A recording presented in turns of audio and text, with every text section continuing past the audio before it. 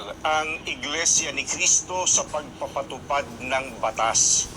Pero tutol kami sa pagbaluktot sa batas, lalo na kung ang layunin ay para pagtakpan ang katiwalian.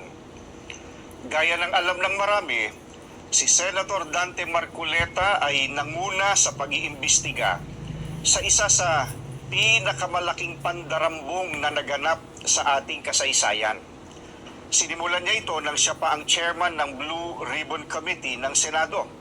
Subalit, pinalitan ng liderato ng komiting ito. Gayunpaman, itinuloy niya ang paghahanap ng hustisya para sa atin na mga mamamayan.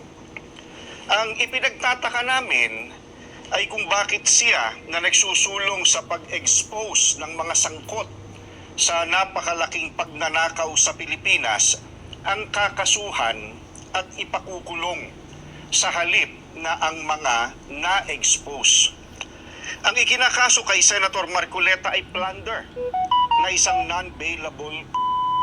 Sa makatwid, ipakukulong siya at hindi pwedeng magpiyansa hanggang hindi natatapos ang paglilitis sa kanya. Sa madaling salita, ay hindi na niya maitutuloy ang paglalantad o pag-expose sa mga sangkot sa pandarambong na naganap.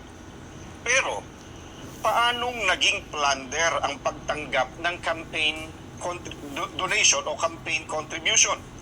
Hindi naman galing sa kabangyaman ng Pilipinas ang tinanggap niyang donation mula sa mga sumuporta sa kanyang pagkandidato bilang senador. At mismo ang COMELEC ay naglabas na ng desisyon na walang